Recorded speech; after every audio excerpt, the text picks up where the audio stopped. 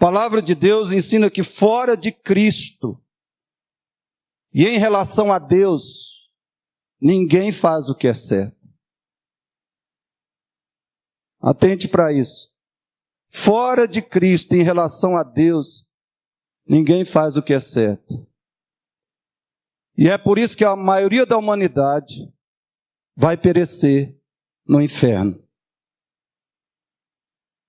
Romanos 3, 10 a 12 diz: como está escrito, não há justo nenhum sequer, não há quem entenda, não há quem busque a Deus. Primeiro, não há justo, não há nenhum sequer, dentre a humanidade, dentre os homens naturais.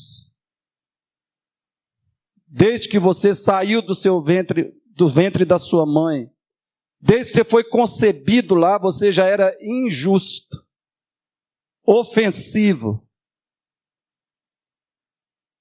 e repugnante a Deus. Não há justo nenhum sequer. Segundo, não há quem entenda a palavra de Deus, a vontade de Deus e a verdade de Deus. Não há quem busque a Deus. Eu espero que você entenda que religião não significa buscar a Deus. Ter religião não significa buscar a Deus. 12. Todos se... Alguns... Muitos, quantos? Todos se extraviaram. A uma se fizeram inúteis. Inúteis para a educação, para a ciência, para a tecnologia. Inútil para a sua própria família. Inútil para si mesmo. Não. Inútil para Deus. Inútil para Deus e para o reino de Deus, para a glória de Deus. Não há quem faça o bem. Não há quem faça o bem. Não há nem um sequer. Nem um sequer. Essa é a realidade horrível, catastrófica, do ser humano sem Cristo. A palavra protagonista significa o mais importante, o herói, o destaque, o personagem principal. Você que já leu toda a Bíblia, você já notou que do início ao fim da Bíblia, as histórias em que o homem é o protagonista nunca são felizes. As histórias felizes ou com final feliz na Bíblia são somente aquelas em que Deus é o protagonista, em que Deus é o personagem principal, o verdadeiro herói. Veja, por exemplo, as histórias de Caim, dos construtores de Babel, de Sodoma e Gomorra, dos filhos de Jacó, do sacerdote Eli, e de Saul, Absalão, Roboão, Jeroboão, Judas, e assim por diante. Essa realidade não indica apenas que o homem é pecador, mas que ele é totalmente depravado. O quê? Totalmente depravado, moral e espiritualmente. Principalmente essa segunda palavra. O ser humano é totalmente depravado, moral e no aspecto espiritual de modo absoluto. O que é depravação? Teologicamente, essa palavra não tem o significado comum, que é devassidão, libertinagem, promiscuidade, desregramento moral. Então não entenda depravação teologicamente como se estivesse declarando que todo ser humano é devasso, que todo ser humano é entregue à libertinagem, à promiscuidade, vive no desregramento moral. Não. Depravação na teologia reformada quer dizer simplesmente corrupção ou degeneração espiritual, uma perda da perfeição original. A palavra total em depravação, a palavra total não significa duas coisas. Em primeiro lugar, não significa que a queda, ou o primeiro pecado em Adão, isso que é a queda, o primeiro pecado do ser humano em Adão, não significa que na queda, o homem perdeu a totalidade da imagem de Deus. Então, depravação total não quer dizer que o ser humano, ao cair em pecado em Adão, perdeu a totalidade da imagem de Deus. A queda não destruiu totalmente a imagem de Deus no homem. A queda não erradicou a imagem de Deus do ser humano. O homem ainda tem vários elementos dessa imagem. Por exemplo, a personalidade, a racionalidade, a moralidade, a criatividade, a religiosidade. Com a queda, a imagem de Deus no homem foi gravemente deformada, danificada, mas não foi obliterada, não foi extinguida, não foi aniquilada. Segundo, depravação total não significa corrupção completa, absoluta ou ilimitada, a não ser espiritualmente. Então, depravação total não significa que o aconteceu no homem, corrupção completa, absoluta ou ilimitada. Não quer dizer que com a queda ou com o pecado em Adão, o ser humano ficou desprovido de toda forma de bem ou de bondade. O pecado não impediu no homem o bem e a bondade. Ainda há no homem bem, algum nível, algum grau de bem. Ainda há no ser humano, mesmo sem Cristo, algum grau de bondade. E ele ainda pratica o que é bem e o que é bom, mesmo sem Cristo. Ele ainda é capaz de fazer o bem, de ser bom, mas não aquele bem que satisfaz e glorifica a Deus. Fora de Cristo, o ser humano não é capaz de fazer o bem que satisfaz e que glorifica a Deus. Depravação total significa duas coisas. Fale comigo. Primeiro, significa que o pecado deformou, corrompeu, degradou a totalidade das faculdades humanas. O pecado fez o quê? Deformou, corrompeu, degradou a totalidade das faculdades humanas. O corpo humano foi corrompido pelo pecado. A razão humana foi corrompida pelo pecado. A emoção, a afetividade humana foi corrompida pelo pecado. A vontade, o desejo humano foi deformada pelo pecado. A vontade foi deformada e foi escravizada ao pecado. A memória, consciência, imaginação humanas foram deformadas, degradadas pelo pecado. Nada em nós escapou da deformação do pecado. Nada no ser humano. Então eu sugiro que com depravação total, primeiramente você pense em depravação abrangente, extensiva ou extrema.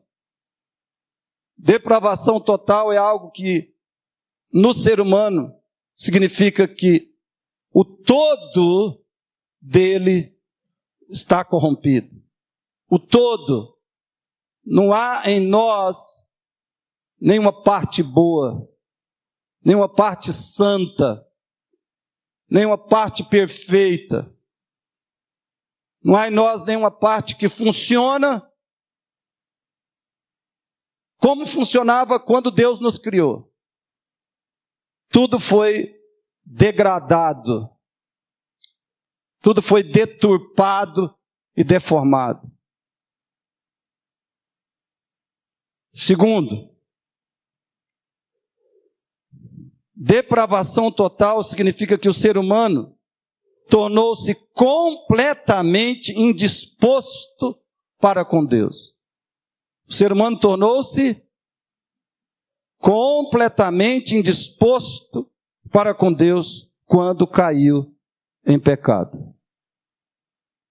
Você nasce com a natureza corrompida, caída, depravada de Adão. Portanto, você nasceu completamente indisposto para com Deus.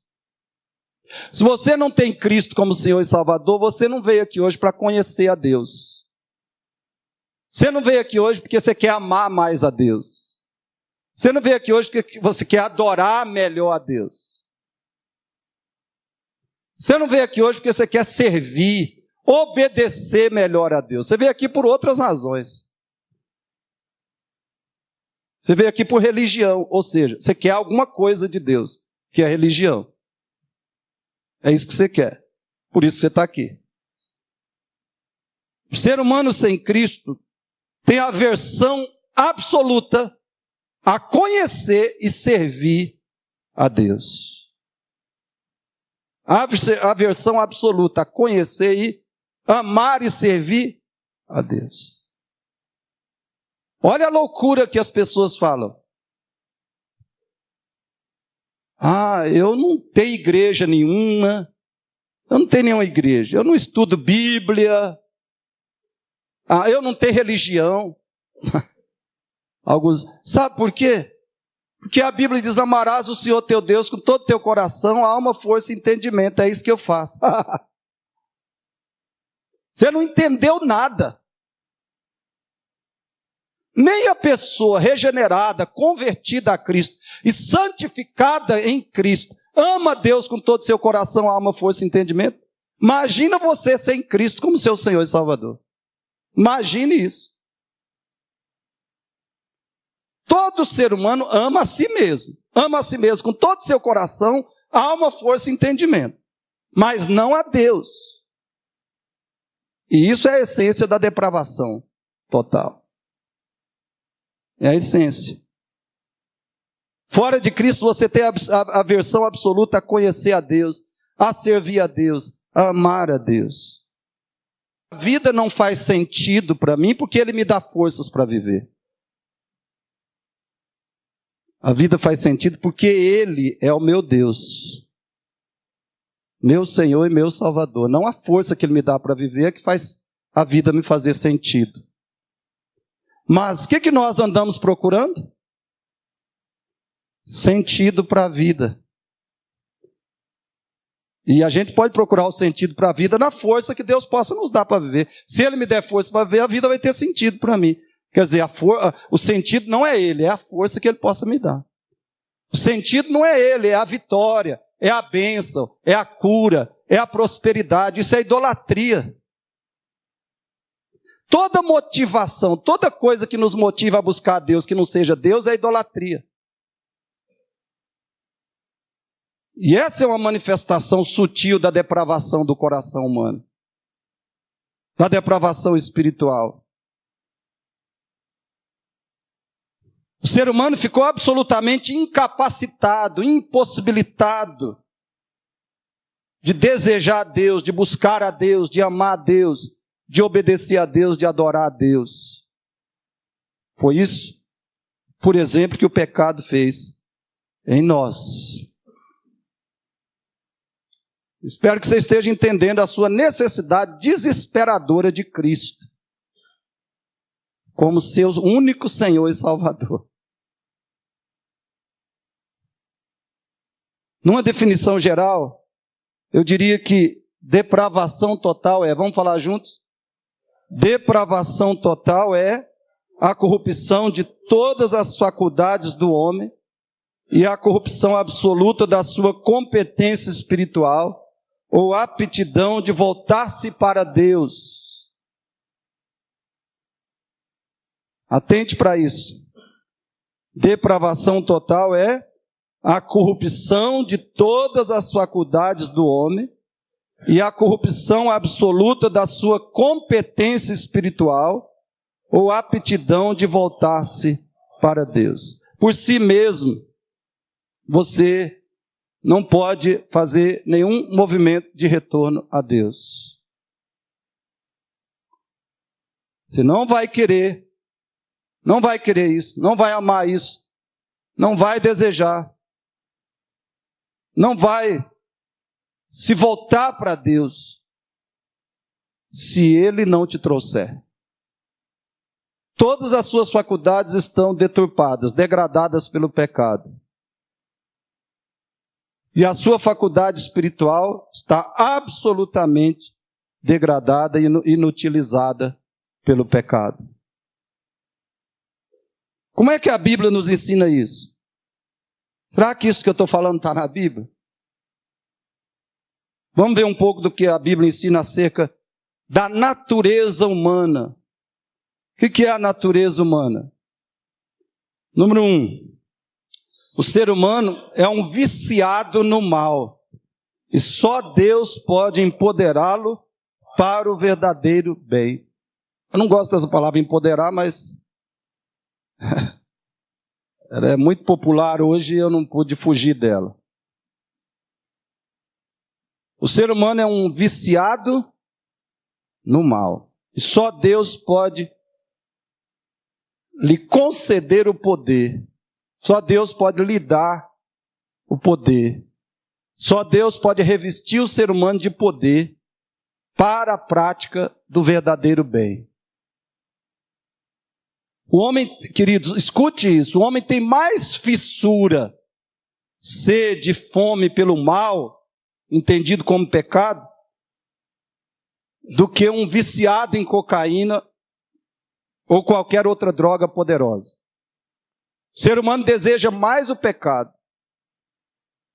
Não é só desejar, ele tem uma fissura. Ele tem, como é que é, de abstinência, é síndrome? Ele tem crise de abstinência. Se ele não cometeu mal, ele enlouquece. O ser humano, se não cometeu mal, não cometer pecado, ele enlouquece. Fora de Cristo é isso que acontece com toda pessoa. Se não pecar, enlouquece. E tem prazer, alegria, entusiasmo em pecar. O homem é mais dependente do mal, pecado, do que um dependente do crack, que é uma das drogas mais poderosas. Se você puder ler comigo esse texto, Gênesis 6:5. Onde é que a Bíblia fala essas coisas? Que o homem é um viciado no mal e só o poder de Deus pode salvá-lo do mal. Vamos ler juntos? Viu o Senhor que a maldade do homem se havia multiplicado na terra e que era continuamente mal todo o desígnio do seu coração. A maldade do homem se havia multiplicado. E era continuamente mal todo o desígnio do seu. Irmãos, antes do dilúvio, era assim. A humanidade. Será que isso aqui é uma descrição diferente da humanidade do século 21? Se era naquela época, imagine hoje. A maldade humana tem se multiplicado na terra. É o que você vê, é maldade na terra. E é continuamente mal todo o desígnio do coração humano. E esse continuamente mal aqui é verdade absoluta em relação à disposição do homem para com Deus. Até o Israel nacional, ao qual Deus se revelou abundantemente, sempre virou as costas para Deus. Você acha que você ama a Deus, que você teme a Deus, que você serve a Deus fora de Cristo como seu Senhor e Salvador? Olha para Israel, leia a Bíblia, leia todo o Velho Testamento. A nação de Israel, a quem Deus se revelou inúmeras vezes e espetacularmente, essa nação sempre virou as costas para Deus. Um texto que completa essa antropologia catastrófica de Gênesis 6:5 é Romanos 3:10-12, que nós já lemos. Como está escrito, não há justo nenhum, não há quem entenda, não há quem busque a Deus. Todos se extraviaram e a uma se fizeram inúteis. Não há quem faça o bem, então só há quem faça o mal. O ser humano é viciado no mal. Não há nenhum sequer. Olhe bem, não há quem busque a Deus, não há quem faça o bem. Essa segunda frase é uma explicação perfeita da primeira. Porque qual é a essência do mal? Qual é a essência do não fazer o bem? É não buscar a Deus. O que pode ser a pior forma do mal é o homem desvalorizar, desprezar, ofender a Deus e pior. Buscar Deus só por interesses. Ofende menos a Deus aquele que não busca a Deus por nada desse mundo, do que aquele que busca a Deus só por benefício desse mundo. Ou principalmente por benefício desse mundo. O homem não busca a Deus. Gênesis 8:21b. Vamos continuar lendo textos da Bíblia. Gênesis 8:21b diz: é mau o desígnio íntimo do homem desde a sua mocidade. É mau o desígnio do coração humano desde a sua mocidade. Salmo 58:3. Desviam-se os ímpios desde a sua concepção. Está vendo? O texto anterior fala da mocidade, agora completou, né? Não é desde a mocidade, é desde a concepção. Nascem e já se desencaminham proferindo mentira. Tem gente que fala, eu não falo mentira. Eclesiastes 9:3b. Também o coração dos homens está cheio de maldade. Nele há o quê? Desvarios enquanto vivem. Fora de Cristo, o coração do homem é transbordante de maldade e desvarios. Atitudes e ações repulsivos. Jeremias 17:9. Enganoso é o coração, mais do que todas as coisas, e desesperadamente corrupto. Quem o conhecerá? O coração humano, como é que é? Desesperadamente corrupto, enganoso. E ninguém pode entender a extremidade, a imensidão da maldade do coração humano. Ninguém. Freud, coitado. A gente não devia dizer jamais Freud explica, a gente devia dizer o apóstolo Paulo explica. Romanos 6:19b. Assim como oferecesse os vossos membros para a escravidão da impureza e da maldade para a maldade. Olha bem, ele está dizendo que antes de ser a pessoa sem Cristo, ela vai de maldade para maldade. Ela nunca vai de maldade para bem, para bondade ou para o bem. Ela vai de maldade para... E assim é que ela oferece os seus membros, de maldade para maldade. Uma maior que a outra. Então Paulo está dizendo, se vocês não estão mais na escravidão da maldade, assim oferecei agora os vossos membros para servirem à justiça, para a santificação. Quem é que pode oferecer o seu corpo e o seu espírito? Porque membros aqui não está falando só de membros físicos. Está falando da totalidade do ser humano. Oferecei os vossos membros para servirem à justiça, para a santificação. Quem pode fazer isso? Só aquele que tem de fato Cristo como Senhor e Salvador. Espero que você esteja entendendo a sua desesperadora necessidade de salvação em Cristo. Agora, irmãos, ou qual é a solução do mal do homem? Quem é a solução? Qual é a solução do mal no qual o homem é viciado? É dependente, é adicto. Olha o texto. Qual é a solução? Quem é a solução? Atente para isso, porque é a sua esperança. É a sua esperança, é a sua saída. É a sua salvação, você ter essa experiência aí, que só Deus pode operar no seu coração. Só Deus. Pela graça, a misericórdia e o poder dele em Cristo, no Evangelho de Cristo e no Espírito Santo. Só Deus pode fazer isso aí na sua vida. Esqueça a ciência, esqueça a educação. Se Deus não te salvar, você não vai ser salvo em hora nenhuma. Muito menos na hora que você quiser. Esse é um dos benefícios práticos da doutrina da depravação total. Se você entender que é totalmente depravado e que não pode salvar a si mesmo, você nunca vai pensar em deixar para se converter na hora que você achar mais adequado para você, mais propício para você. Você vai clamar a Deus por salvação hoje, agora.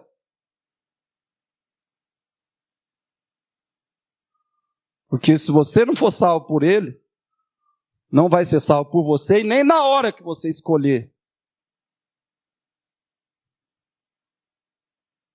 Ezequiel 36, 26 e 27. Vamos ler juntos? Olha Deus falando. Não está falando que nós vamos fazer isso aqui. E muito menos na hora que nós quisermos. Está dizendo que Ele faz. Juntos?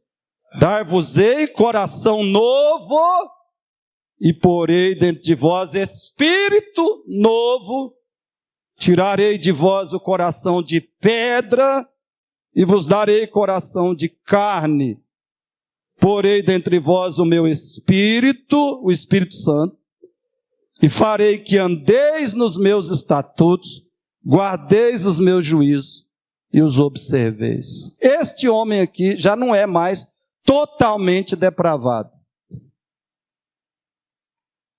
Porque ele foi regenerado pelo poder do Evangelho e do Espírito Santo.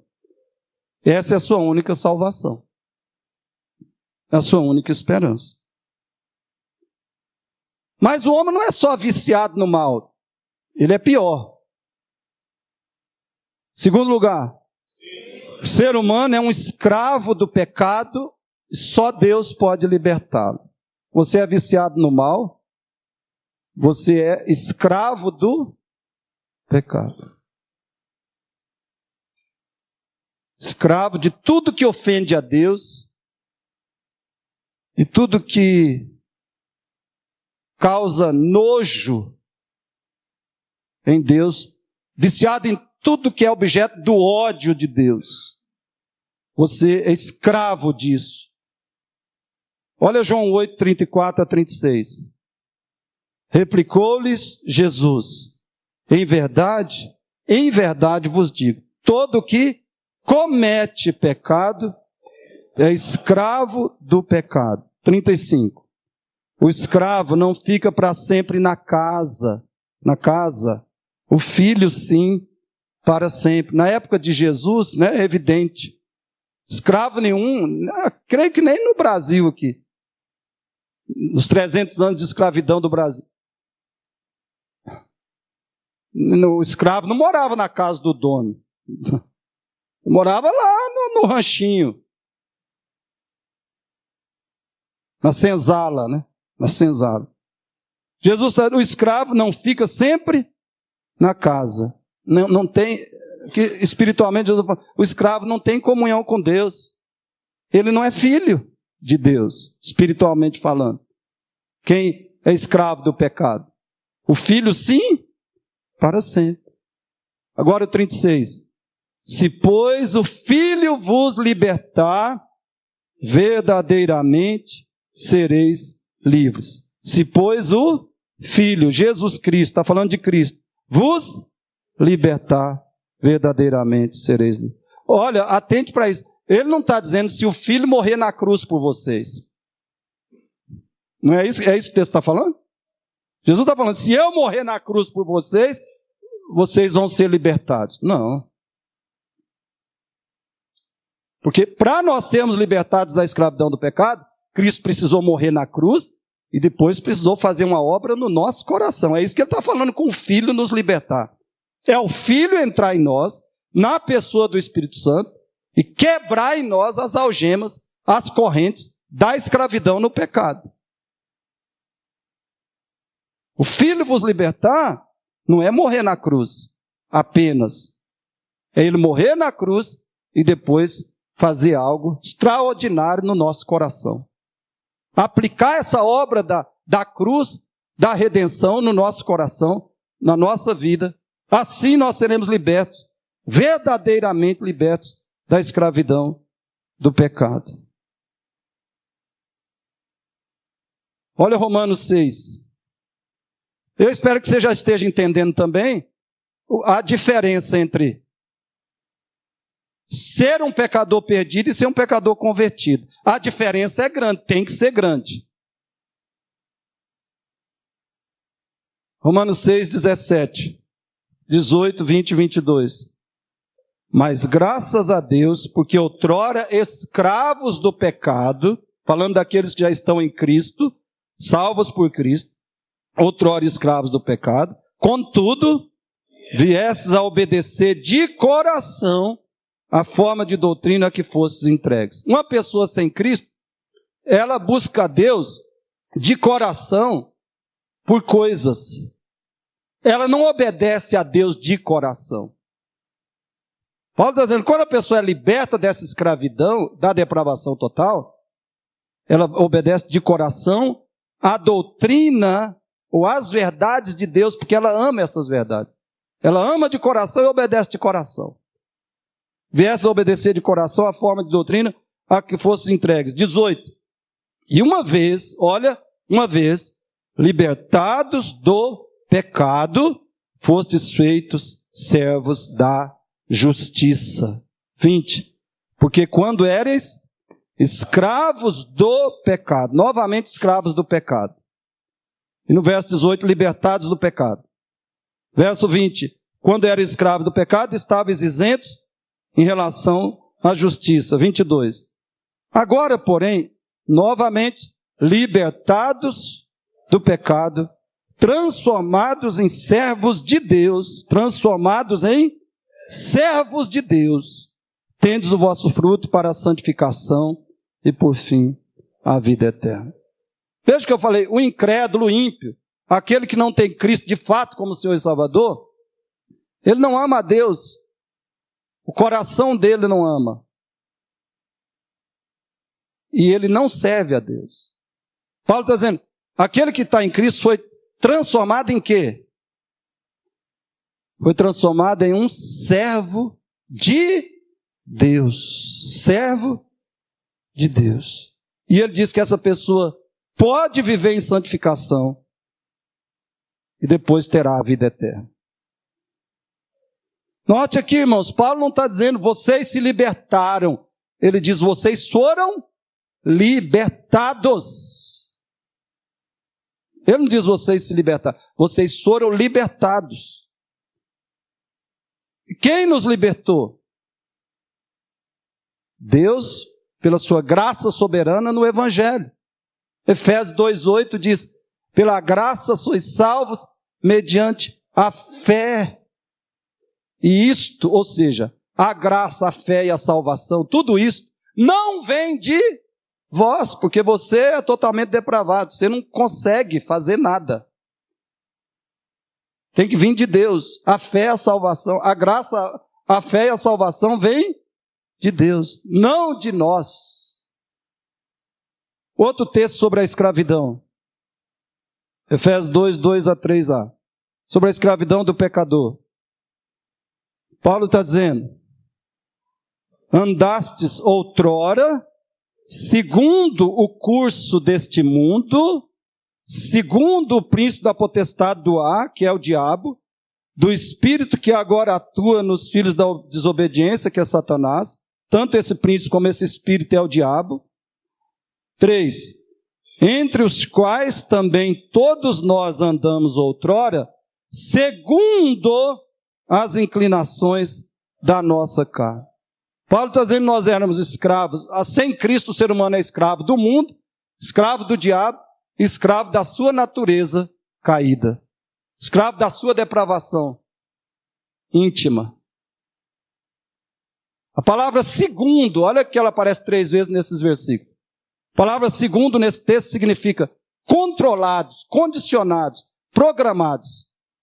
Fora de Cristo o ser humano é controlado, é condicionado, é programado pelo mundo, pelo diabo e pela carne. Ele não tem saída por si mesmo.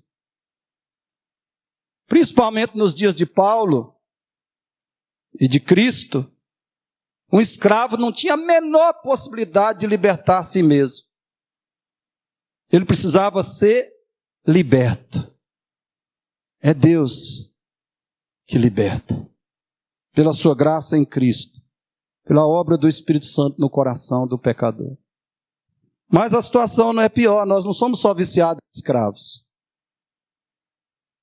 Terceiro, o ser humano é um prisioneiro do diabo e só Deus pode resgatá-lo. Há uma penitenciária de Satanás em volta de todo pecador sem Cristo. Ele está numa masmorra, onde Satanás é o carcereiro. João 8,44. Vós sois do diabo, que é vosso pai. É Jesus falando, não sou eu que estou te falando isso. Vós sois do diabo, que é vosso pai, e quereis satisfazer-lhe os desejos. Essa é a desgraça maior do ser humano, né? A gente fala da escravidão da vontade. Porque a pessoa é escrava de Satanás, mas ela é escrava com alegria, com prazer, com entusiasmo. Por isso que é depravação total. Quem está lá na penitenciária de Montes Claros, está lá com alegria, prazer e satisfação? Mas o pecador está na penitenciária do diabo com alegria, prazer e satisfação. Por quê? Porque antes disso ele é escravo do pecado, não só do diabo. E ele ama o pecado, ele tem prazer no pecado. Pergunta para qualquer pessoa se ela ama o diabo. Claro que não. Pelo menos os religiosos brasileiros. Tirando a porcentagem de satanistas. Eles não vão dizer que amam o diabo. Mas eles amam o pecado.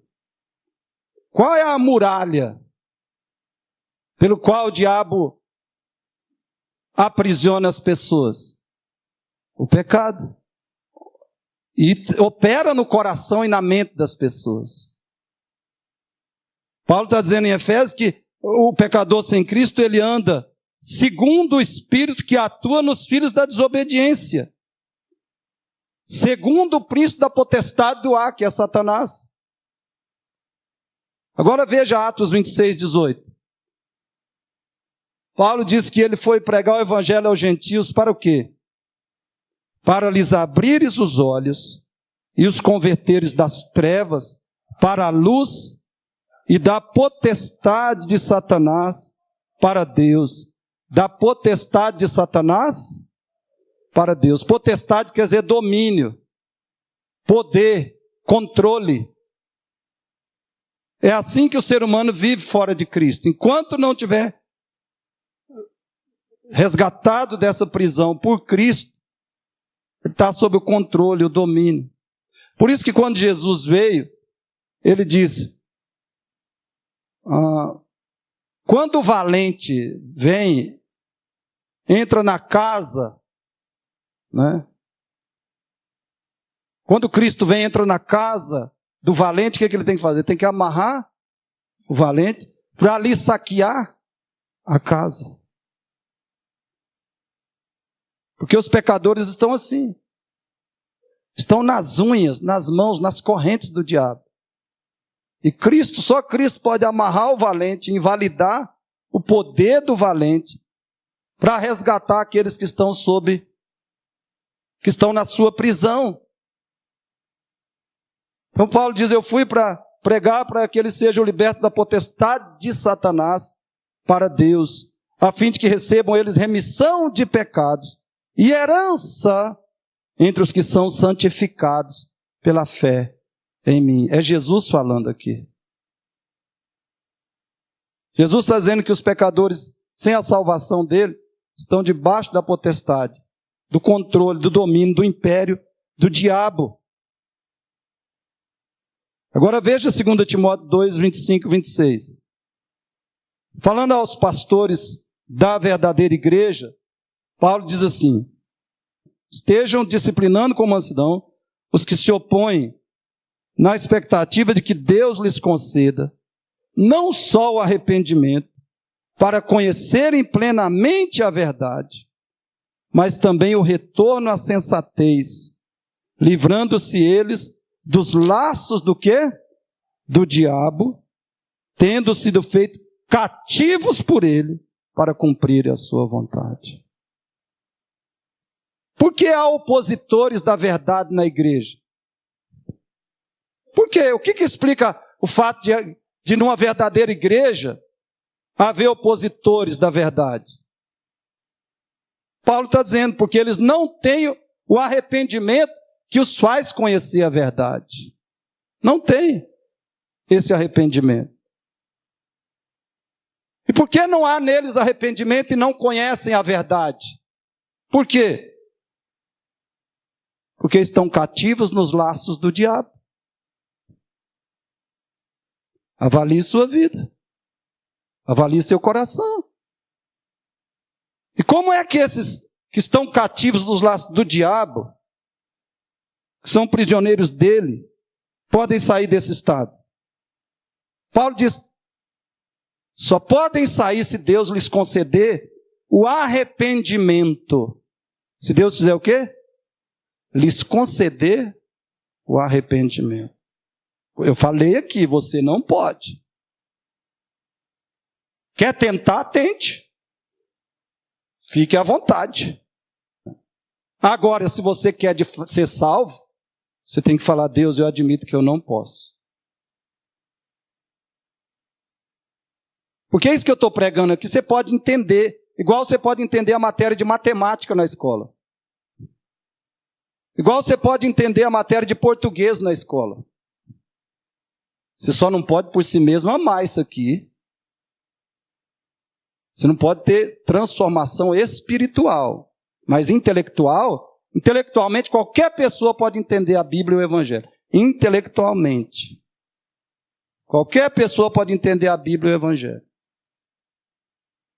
Mas espiritualmente não. Então você pode entender que está perdido. É a chamada graça comum. Você pode entender que está perdido. E se você quiser ser salvo, você tem que clamar a Deus que te liberte, que te dê arrependimento verdadeiro, que te liberte do império, do domínio, do controle de Satanás. Olha Colossenses 1,13. Ele nos libertou do império das trevas e nos transportou para o reino do Filho do seu amor. Quem é que fez? Está dizendo, nós nos libertamos? Eu me libertei?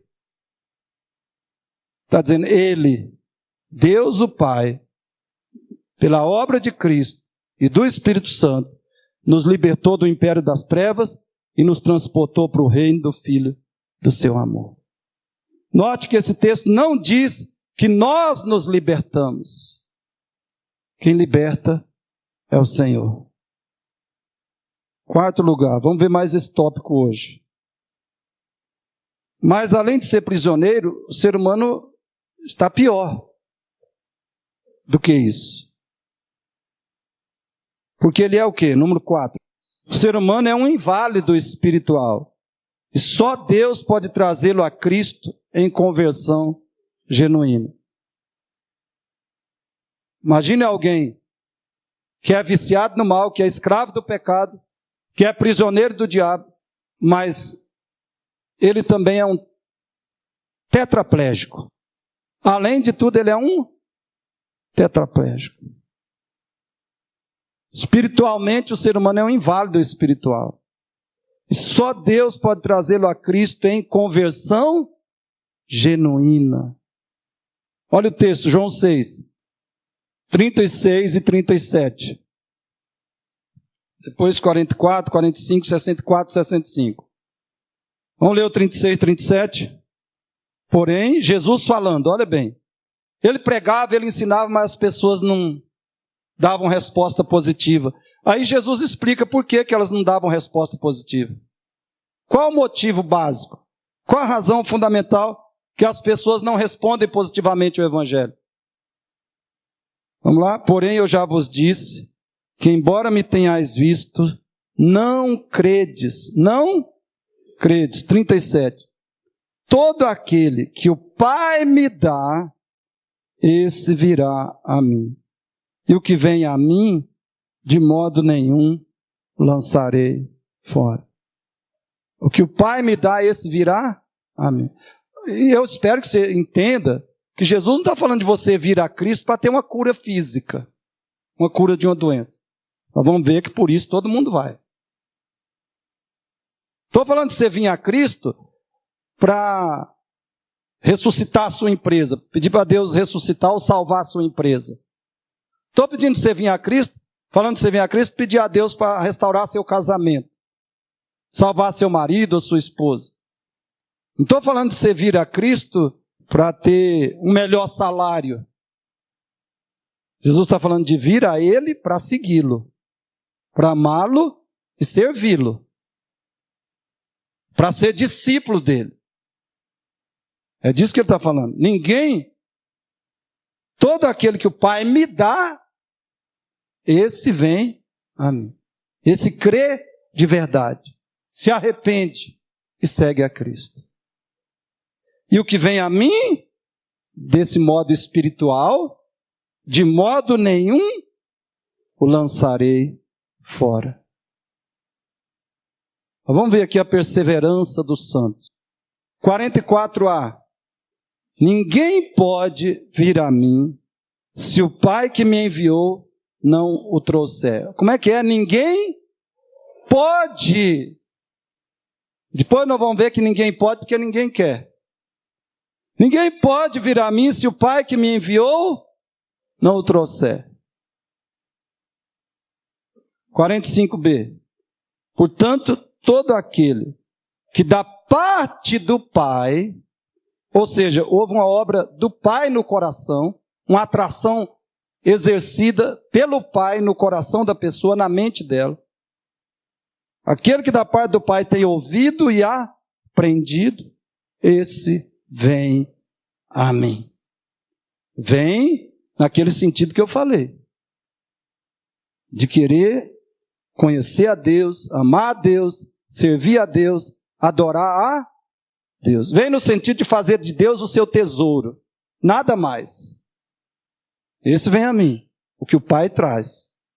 O que ouve e aprende do Pai. Pelo Espírito Santo. 64.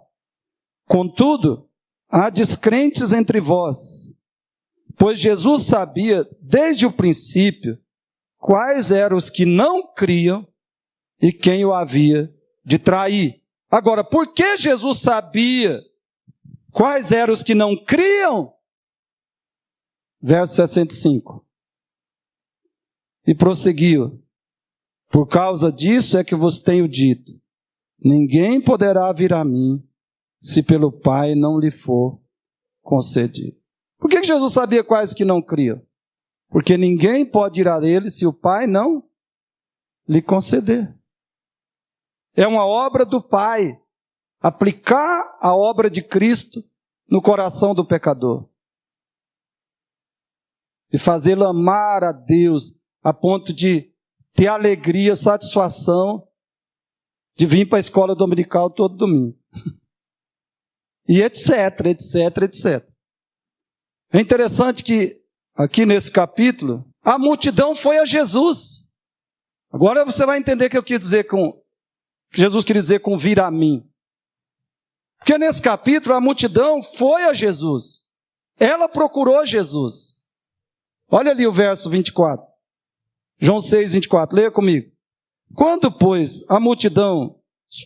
viu a multidão que Jesus não estava ali, nem os seus discípulos, tomaram os barcos e partiram para Cafarnaum à sua procura. O que eles foram fazer?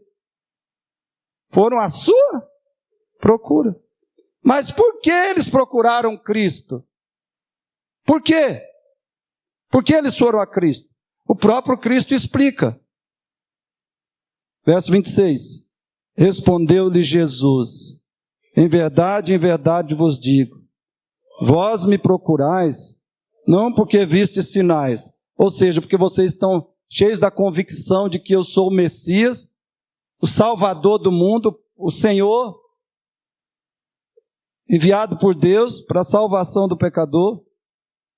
Não é porque vocês me querem dessa forma, mas porque comestes dos pães e vos fartastes. Porque comestes? Vai na igreja universal, vai na igreja mundial, vai na plenitude do reino ou da graça, não sei. As multidões estão lá, mas porque querem comer. São uma multidão de consumidores. Tem genuínos cristãos lá? Eu acredito que tem. Mas a grande maioria está atrás de quê? De benefícios materiais. Querido, entenda isso, pela sua própria disposição e escolha, o ser humano só vai a Cristo se tiver interesses pessoais. Pela sua própria disposição e escolha, o ser humano só vai a Cristo se ele tiver interesses materiais, financeiros, físicos, emocionais. As multidões durante todo o ministério de Jesus foram a ele assim. Com esses interesses, com essas motivações. E o dia que ele pregou um sermão, que está aqui em João 6, o que aconteceu? Todo mundo vazou. Talvez você está aí no seu coração está frio e fechado para isso aqui. É a palavra de Deus, mas você odeia isso. Porque é verdade. E te humilha. Você não pode ser salvo por você mesmo. E você não pode ser salvo a hora que você quiser também. E você acha que Deus não é assim, não. E você acha que o pecado não te depravou tanto, não. Você é mais ou menos assim, bom. Para que um pecador procure e siga a Cristo como Senhor e Salvador, ou seja, com motivação espiritual, é indispensável que o Pai o traga ao Filho. Que o Pai o traga. É isso que nós aprendemos em João 6. Vamos ver essa ilustração para a gente terminar. Por hoje. Abre sua Bíblia em Marcos 2, 3 a 5, 10 a 11.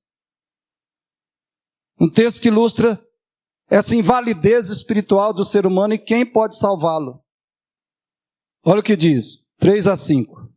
Alguns foram ter com ele, conduzindo um paralítico levado por 4 homens. E não podendo aproximar-se dele por causa da multidão, descobriram o eirado no ponto correspondente ao que ele estava, e fazendo a abertura, baixaram o leito em que jazia o doente. 5. Vendo-lhes a fé, Jesus disse ao paralítico: filho, os teus pecados estão... Mas eles estavam lá por causa disso? Eles foram lá por causa de perdão de pecados? Mas Jesus falou: vou fazer algo soberano e imensamente gracioso aqui. A pessoa vai numa igreja que não prega a Bíblia, mas chega lá, Jesus salva ela. Você está vendo como é que é? É a graça soberana. Eu conheço inúmeras pessoas, inúmeras não, né? Vamos exagerar. É uma hipérbole, entende? É uma hipérbole, né? Eu conheço muitas pessoas que foram salvas em igrejas que não têm fundamento bíblico nenhum, que não pregam o evangelho. Os homens foram e o paralítico foi. Não estava querendo perdão, regeneração, vida eterna. O que eles queriam? Que Jesus tirasse a paralisia do homem, é só isso que eles queriam. Aí Jesus os decepcionou totalmente, deu vida eterna. Esse pessoal que vai nessas igrejas, né? Daí sai de lá convertido. Aí não consegue mais parar de ler a Bíblia, de orar, de fugir do pecado, de adorar a Deus, né? Vai com o objetivo puramente carnal, material, vem com a salvação, caiu no laço, pronto. Não escapa mais, meu filho. Mas foi graça soberana, foi decisão unilateral, iniciativa exclusiva de Deus, não foi deles. E aqui está uma ilustração disso, de muitas que está nos evangelhos. Eles trazem o doente para dizer que Jesus dissipa a paralisia. Tira a paralisia, o homem sai dali andando. É só isso que eles querem. Vendo-lhes a fé é para cura física, fé natural, não fé espiritual. Fé é para cura física que todo mundo tem, né? Para receber bênção material de Deus, todo mundo tem fé. A fé religiosa. Jesus disse ao paralítico: filho, os teus pecados estão perdoados. Mas eles não queriam isso. Jesus, que negócio é esse? 10.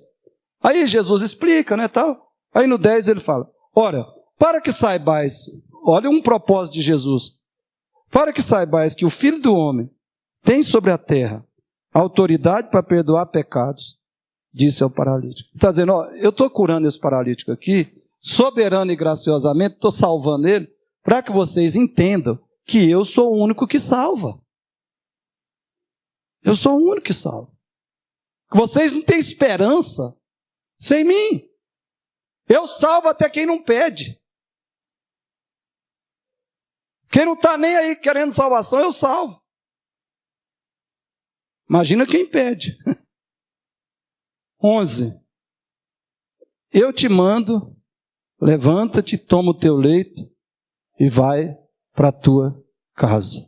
Ele está dizendo, ó, eu tenho autoridade para perdoar pecados, e uma prova é que eu tiro a paralisia de quem eu quiser na hora que eu quiser. Eu tiro a invalidez espiritual, a perdição eterna do homem, na hora que eu quiser. E se eu quiser. Porque ninguém pediu isso aqui para mim. 12.